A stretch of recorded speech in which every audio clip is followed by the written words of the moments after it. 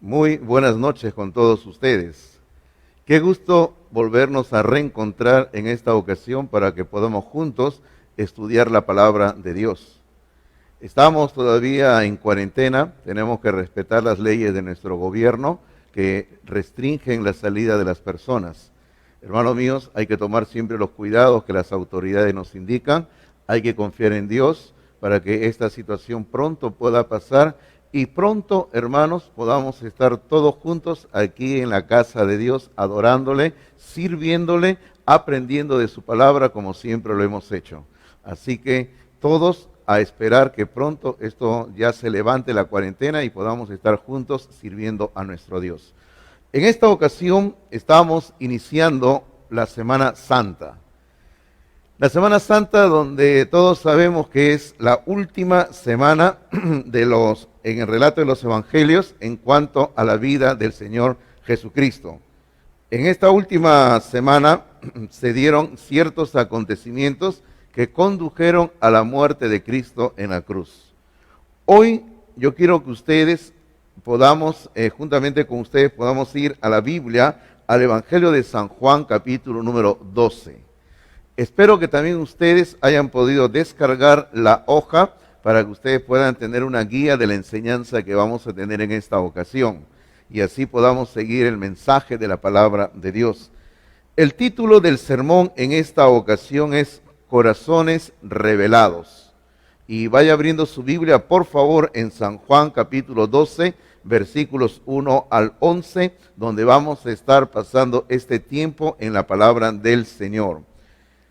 Hermanos míos, nos encontramos en el día sábado de la última semana de la vida terrenal del Señor Jesucristo. Estamos justamente en la última semana de su vida terrenal. Esta sección de Juan, capítulo 12, versículos 1 al 11, la hemos titulado Corazones Revelados. Porque en esta sección de Juan se revela el corazón de varias personas. Lo que hay en el corazón de las personas que encontramos en esta sección de Juan salen a la luz. Se puede ver a la luz de la palabra de Dios qué era lo que estas personas pensaban, sentían. La realidad interna que había en el corazón del ser humano sale a la luz. Nada puede quedar oculto. Ahora, ¿por qué decimos que nada puede quedar oculto? Por dos razones básicamente. La primera es porque la palabra escrita de Dios lo revela todo. La palabra escrita de Dios lo revela todo. En el libro de Hebreos, capítulo 4, versículos 12 y 13, dice así: porque la palabra de Dios es viva y eficaz y más cortante que toda espada de dos filos, y penetra hasta partir el alma y el espíritu, las coyunturas y los tuétanos, y discierne los pensamientos y las intenciones del corazón. Y no hay cosa creada que no sea manifiesta en su presencia, antes bien todas las cosas están desnudas y abiertas a los ojos de aquel a quien tenemos que dar cuenta. Aquí la comparación de la palabra de Dios, la Biblia, es con una espada de dos filos, que penetra hasta lo más profundo del ser de cada persona, dividiendo, separando, dice el texto bíblico, el alma y el espíritu. Así que cuando uno se entrega a Cristo, la palabra de Dios penetra hasta lo más profundo de su ser, de tal manera que el alma, la parte de nuestros sentimientos, nuestras emociones, ya no tienen poder sobre nuestro espíritu, que ahora se vuelve la habitación, la morada del Espíritu de Dios. Y cuando todo esto ocurre, nada queda oculto ante la palabra de Dios, porque el versículo número 13 lo dice claramente, que todas las cosas están desnudas y abiertas.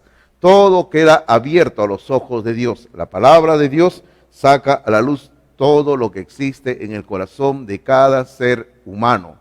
Pero hay una segunda razón por la cual decimos que los corazones de los seres humanos son revelados.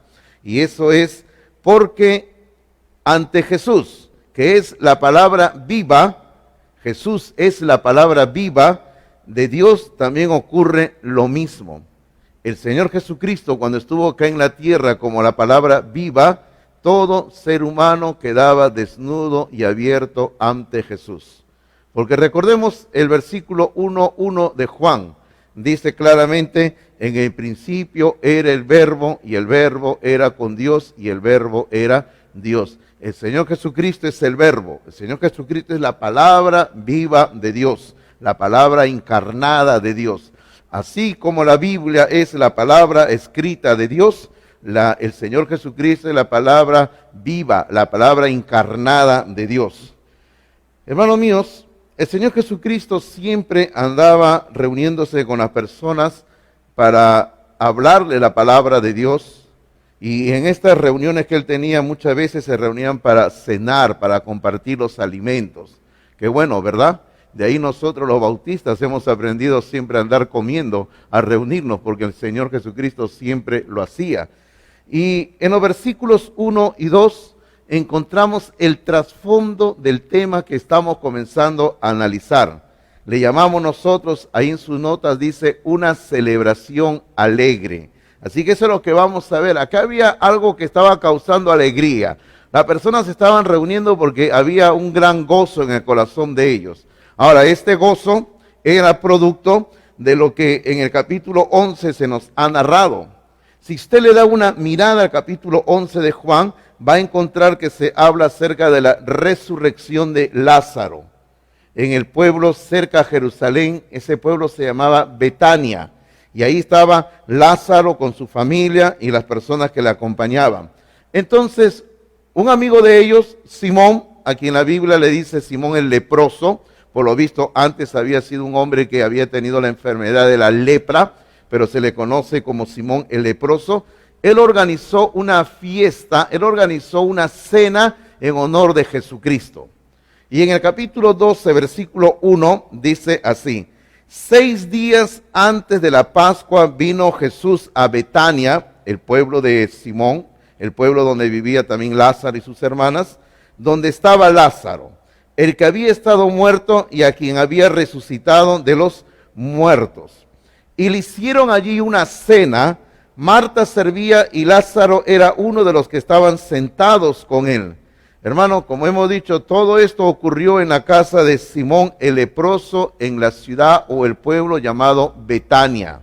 Ahí estaban reunidos todos, celebrando, pasando un tiempo alegre de camaradería a causa de lo que había ocurrido en el capítulo anterior de Juan, donde se narra la resurrección de Lázaro.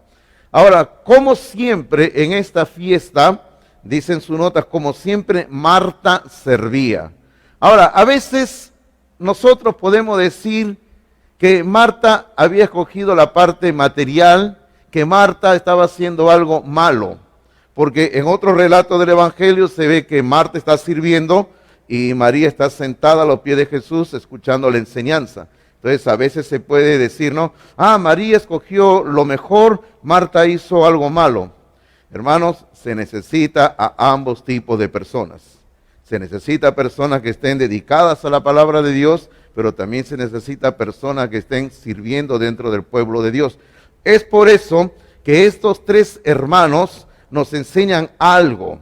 Lo primero, Lázaro. ¿Qué nos enseña Lázaro? Lázaro nos enseña el testimonio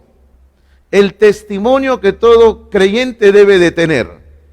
Porque en el capítulo anterior, donde se narra la resurrección de Lázaro, una vez que Lázaro pasa de muerte a vida, las personas, dice en el versículo 45, las personas a lo cual demuestra humildad.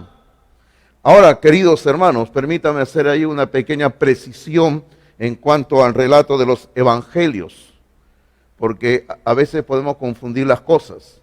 En cada uno de los 4 evangelios se narra de una mujer que llega donde Jesús, le unge con perfume y seca sus pies con sus cabellos. Ahora, no hay que confundir, por favor. En la historia se encuentra que esto ocurre por coincidencias en la casa de 2 varones llamados Simón. El relato de Mateo, Marcos y Juan ocurren en la casa de Simón el leproso, en la provincia de Judea, en el pueblo de Betania, lo que estamos viendo. Y la mujer que está ahí haciendo esto es María, la hermana de Lázaro. Pero el único que narra una historia similar, pero en otro lugar, es Lucas. Lucas narra la historia que ocurrió en la provincia de Galilea, al norte, en casa también de un Simón, pero que la Biblia dice que se le conocía como Simón el fariseo. Y ahí en Lucas dice que entra una mujer, una prostituta, que lo unge a Jesús y seca sus cabellos, con sus cabellos seca los pies del maestro. Ahora, ahí también por error muchos dicen que esa prostituta era María Magdalena. Eso no dice el texto bíblico. Pero no confundamos. O sea, aquí estamos hablando de María, la hermana de Lázaro, que está narrado tanto en Mateo como en Marcos. Así que esa es la precisión que quería hacer, que esta mujer, producto de su amor al Señor y con mucha humildad, llega donde el Señor derrama el perfume y con sus pies va a secar los pies del Señor, del Maestro. Ahora, queridos hermanos, ¿qué aprendemos de María? Porque algo tenemos que aprender de lo que ella está haciendo. Si solamente relatamos la historia y nos memorizamos los acontecimientos y no sacamos provecho para nosotros, de nada sirve. Por eso, ¿qué aprendemos de María? Bueno, queridos hermanos, de María vamos a aprender, según sus notas, básicamente 3 cosas. Yo diría 3 lecciones. Lección número 1 que aprendemos de María, que debemos de darle lo mejor al Señor. Debemos de darle lo mejor al Señor. Y esa es una gran verdad. Hay que darle lo mejor al Señor.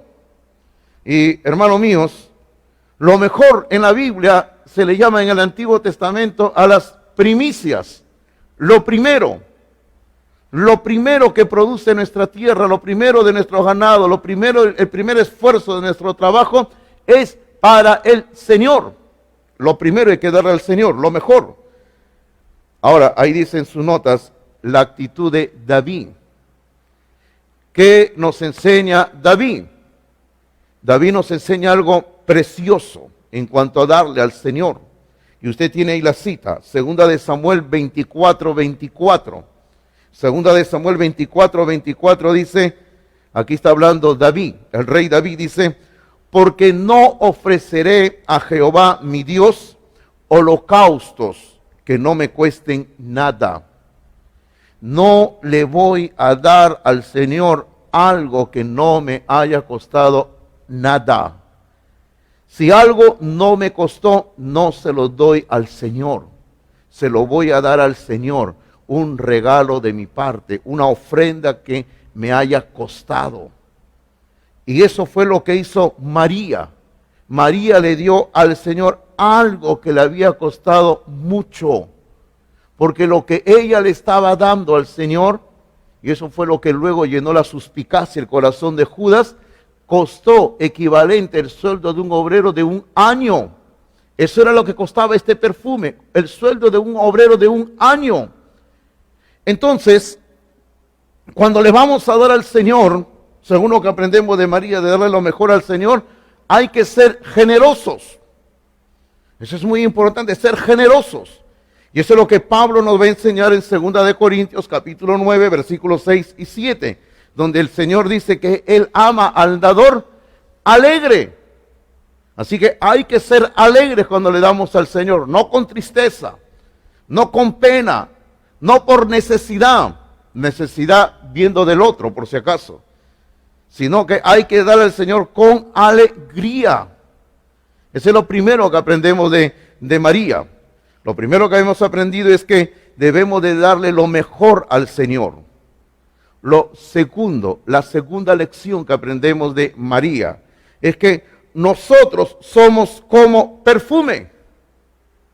Nosotros somos como perfume. Tremendo, ¿verdad? Si nos ponemos a pensar nuestra vida, nuestra persona, se nos dice que somos como perfume. Y este perfume representa nuestro testimonio, nuestra vida. Nuestro testimonio, nuestra vida es un perfume, queridos hermanos. Quiere decir que lo que usted y yo hacemos, lo que usted y yo hablamos, es percibido como el perfume por otras personas y va a ser considerado por otros. Eso es lo que dice la palabra de Dios en 2 de Corintios, capítulo 2, versículos 14 al 16, que usted tiene ahí en sus notas, los versículos también. Dice así, 2 de Corintios 2, 14 al 16, dice: mas a Dios gracias, el cual nos lleva siempre en triunfo en Cristo Jesús.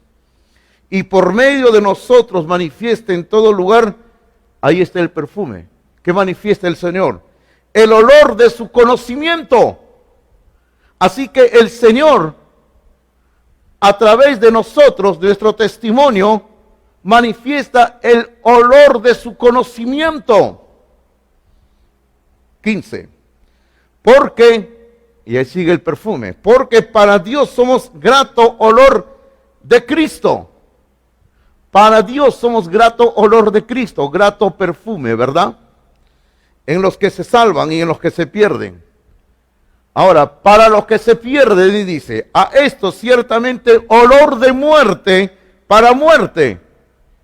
O sea, el cristiano cuando vive una vida delante de Dios irreprensible, como dice Cristo en el Sermón del Monte, nos convertimos en un perfume de muerte para los que no son salvos.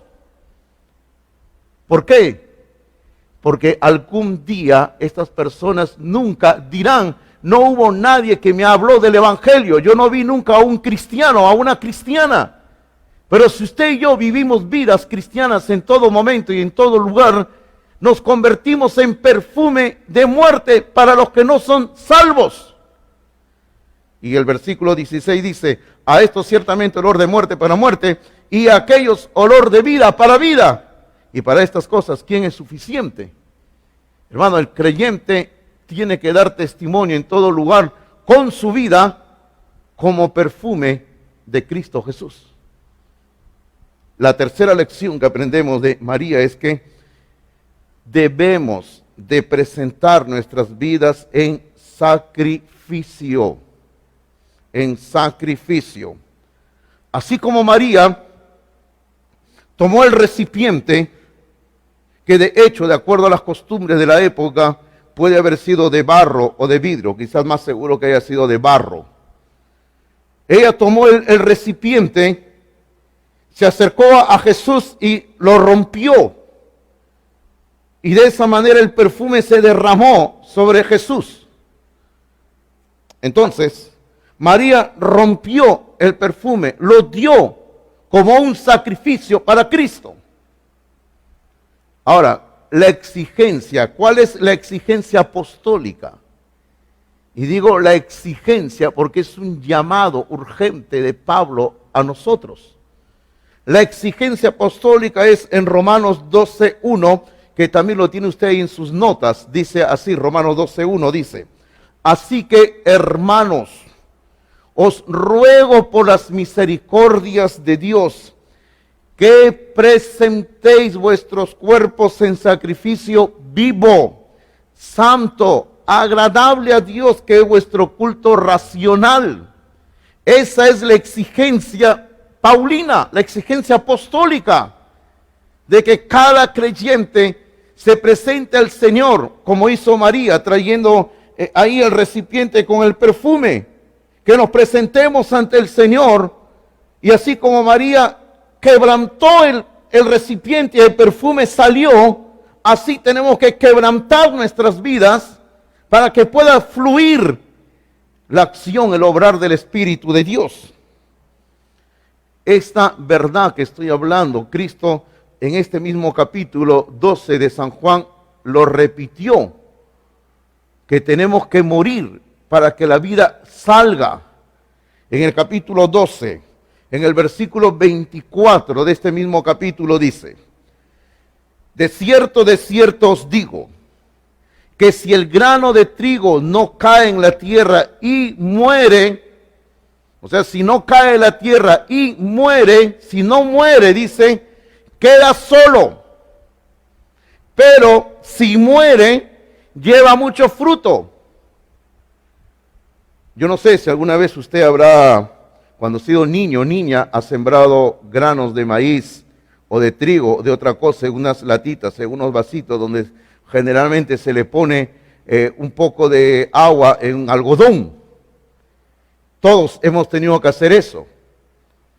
Y cuando usted hace eso, el grano de maíz, el grano de trigo, usted puede verlo que conforme pasan los días, se comienza a hinchar, muere, se abre y comienza a salir la vida, comienza a crecer una plantita. Eso es lo que acá nos está diciendo el Señor. Capte usted la enseñanza. María viene con el recipiente trayendo el perfume, ella lo quiebra, lo mismo ocurre con la semilla, ¿verdad? Lo pone en la tierra, se abre, muere, y cuando María lo abre, sale el perfume. Cuando el grano se abre, muere, sale la vida. Y eso es lo que Cristo está diciendo acá, que tenemos que morir para que salga la vida. Y eso es lo que Pablo ha dicho en Romanos 12:1. Presenten sus cuerpos en sacrificio vivo, santo y agradable a Dios, que es vuestro culto racional. De muchacho, quizás tendría 14 años, mi pastor me regaló un libro que tristemente no sé qué ha pasado con el libro. Le presté a alguien y nunca me lo devolvió. Usted sabe que a veces le sale dueño a los libros ajenos, ¿verdad? Me prestó un librito titulado La liberación del espíritu. Escrito por, bueno, realmente no fue escrito, sino que eran los sermones que predicaba un hombre de Dios y que su discípulo lo anotaba. Él era un chino llamado, su nombre real era Nito Shin, pero aquí en esta parte del planeta Tierra se le conoce como Washman Ni. En todos los libros que usted vea siempre va a aparecer así, Washman Ni. Bueno, y se le pone Washman, usted sabe que en el inglés, ¿no? De ahí viene nuestro vocablo ya peruanizado que le decimos guachimán. Pero Washman es el hombre que ve, el vigilante, el hombre que lo ve. Y Washman Ni, este hombre, tenía una capacidad espiritual de captar enseñanzas bíblicas que no había en otro lugar. Fue un hombre, Washman Ni, Nito Shin, fue un hombre que predicaba de tal manera la palabra de Dios, no era bautista, pero predicaba de tal manera la palabra de Dios, tenía discípulos que la gente le seguía y todos sus sermones fueron escritos. Él no escribió ni un libro, todos sus discípulos anotaban todo lo que él decía, todo lo iban anotando y luego lo sacaron clandestinamente de la China comunista y lo publicaron. Tristemente, los chinos cuando llegaron, los comunistas chinos cuando llegaron al control en su país, a Washman Ni lo fusilaron, todavía siendo un hombre joven todavía. Pero él es autor de varios libros. Yo tengo varios libros de él. Tengo un libro bien voluminoso que se llama El hombre espiritual. Tremendo libro. Pero este libro, La liberación del espíritu, que usted lo puede encontrar en internet, por si acaso, nos quedan unos días todavía de encierro, lo puede leer. Este libro tiene algo de 34 o 35 páginas nada más, en formato A4. Así que es fácil de leer estos días. Hágalo, léalo usted. Va a sacar bastante provecho. Ahí justamente trata este tema, que para que la vida que Dios ha puesto en nosotros tenga que fluir, tenemos que morir primero. Y eso es lo que nos está enseñando acá. Hay que abrir nuestro corazón, hay que abrir nuestra vida para que la palabra pueda fluir de nosotros. Ahora, queridos hermanos, ese fue el primer personaje, María. El segundo personaje es Judas. Y Judas, su corazón se revela. Cuando vimos a María, el corazón de María salió amor. Pero cuando el corazón de Judas se revela, ¿qué sale? Hipocresía. Porque Judas era un hipócrita, salió hipocresía. Y mire usted, por favor, observe usted, permítame tomar un poquito de agua.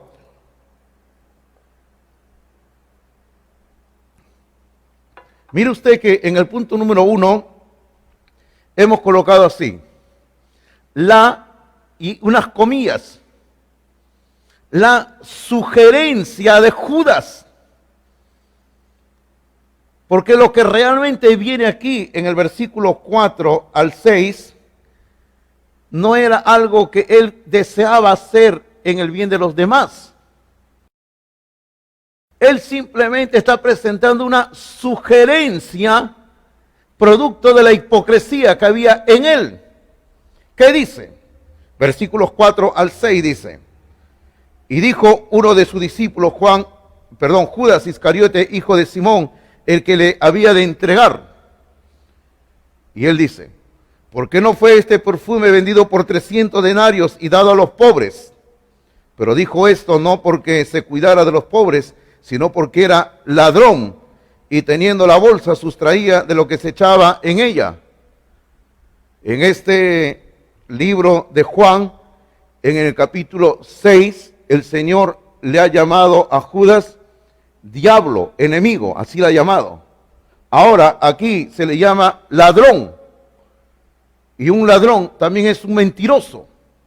Así que Judas era todo eso, era un enemigo, era un mentiroso, era un ladrón.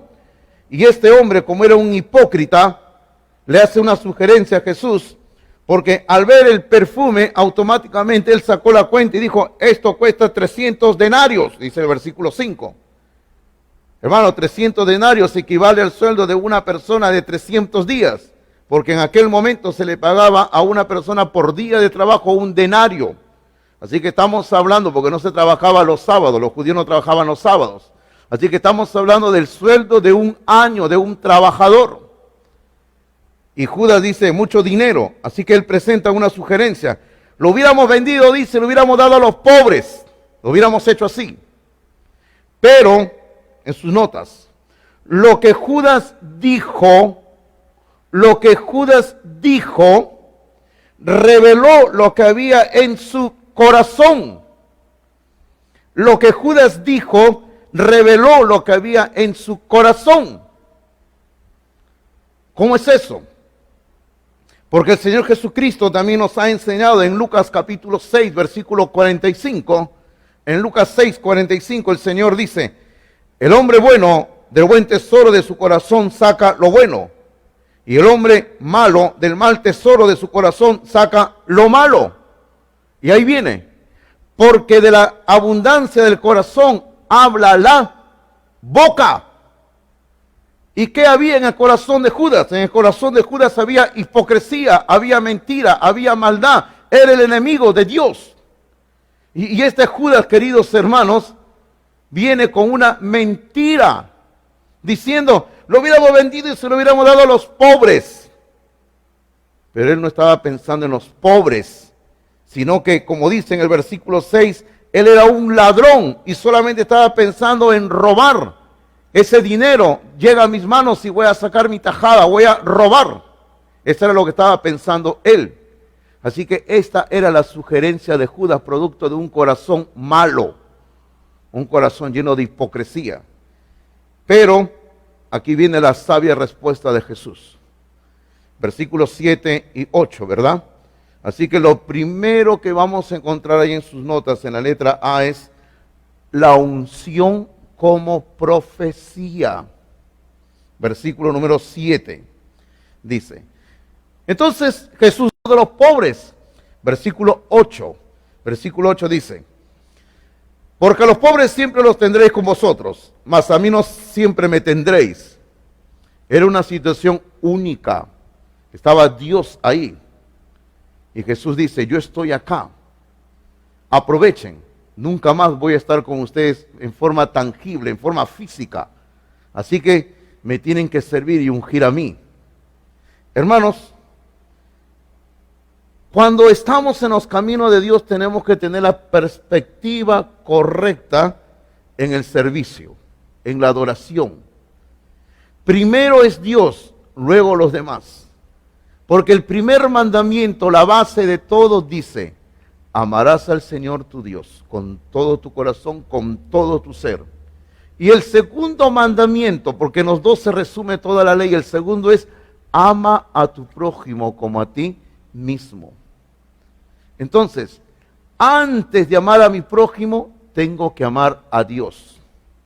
Y como yo amo a Dios, voy a amar a mi prójimo. Ahora, eso no quiere decir que no hay que hacer acción social. Hay que hacer acción social, sí. Hay que ayudar al prójimo, por supuesto. Ayudamos al prójimo, bendecimos al prójimo. Solo que no andamos publicando lo que hacemos en bien de los demás. Porque el Señor nos enseña a que no hay que andar diciéndole a los demás lo que hace nuestra mano derecha. Entonces, ayudamos al prójimo. Pero primero tenemos que adorar, servir al Señor. Y la consecuencia de nuestro amor al Señor será amar a nuestro prójimo. Eso es lo que Cristo le está diciendo acá a Judas. Judas, déjala. Ella me está ungiendo para mi muerte, para la sepultura. Además, Judas, si tú piensas en los pobres, aunque Judas no estaba pensando en los pobres, le dice: Judas, si tú dices que piensas en los pobres, siempre los vas a tener a los pobres para ayudarlos. Pero Judas no quería ayudar a los pobres. Él quería echarse el dinero al bolsillo. Era un ladrón, un mentiroso. Así que el corazón de Judas quedó revelado acá.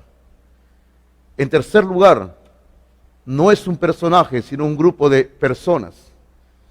Personaje número 3, dice en sus notas: se revela el corazón de la multitud y de los líderes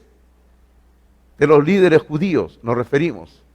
El corazón de la multitud y de los líderes sale a la luz. Número 1, encontramos a los curiosos. En el versículo número 9, dice: gran multitud de los judíos supieron entonces que él estaba allí y vinieron no solamente por causa de Jesús, sino también para ver a Lázaro, a quien había resucitado de los muertos. Así que muchos curiosos se enteran, ¿no? Oye, dice que Jesús está allá, el que resucitó a Lázaro. Vamos a verlo. Gente curiosa nada más. Eran curiosos religiosos, curiosos espirituales. Solamente querían ver al que había hecho el milagro de resucitar a un hombre. No había más interés espiritual en ellos. Eran curiosos nada más. Eso siempre hay en todo lugar, curiosos. Aquí encontramos en segundo lugar dentro de este grupo, número 2, a los religiosos. Los religiosos. Versículo número 10 dice: pero los principales sacerdotes acordaron dar muerte también a Lázaro. Los religiosos, los líderes religiosos deciden que no solamente van a matar a Jesús, sino también lo vamos a matar a Lázaro. Porque por causa de Lázaro, como hemos visto en el capítulo 11, versículo 45, había gente que se estaba convirtiendo, creyendo en Jesús. Así que ellos deciden, aun a pesar de que eran hombres que leían las Escrituras, deciden matar a Jesús y a Lázaro. Yo le voy a decir una gran verdad. La gran verdad es esta: el alma humana sin Dios es salvaje. El alma humana sin Dios es salvaje.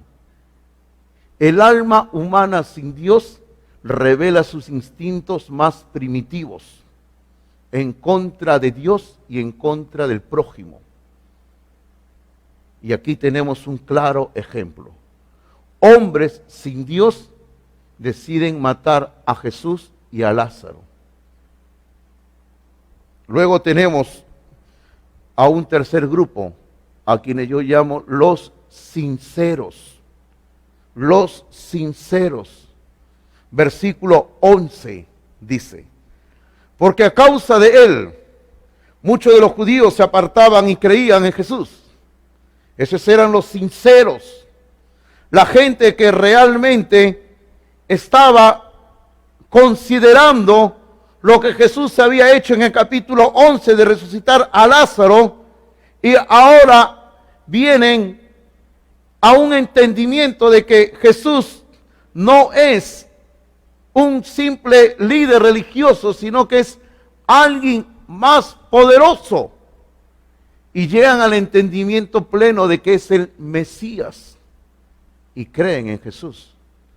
Almas sinceras que siempre de veras están buscando a Dios. Yo no sé cuál será su condición de usted. Mis oyentes, quizás la mayoría ya somos cristianos, cristianas. Y si es así, ¿qué hizo María? ¿Qué nos enseña? María nos enseña a darle todo al Señor, a hacer un sacrificio para el Señor. Pero si usted aún no es un hijo de Dios, una hija de Dios, tiene que ser como estas personas que al considerar todo lo que Jesús ha hecho, usted entiende de que Jesús es el Mesías prometido por Dios. Y usted puede llegar a un conocimiento real y profundo de Jesucristo. Quiero orar en esta ocasión con ustedes. ¿Sí? Vamos a orar. Damos gracias, Señor, por tu santa palabra, la Biblia. Damos gracias, Señor, porque en todo pasaje de las Escrituras siempre encontramos aliento, siempre encontramos aguas refrescantes, Padre. Damos gracias, Señor, porque siempre en todo momento en tu santa palabra hay la dirección que necesitamos. Te damos gloria y honra en medio de la situación que estamos atravesando, Padre, porque tú te mereces toda la gloria y la honra, Señor.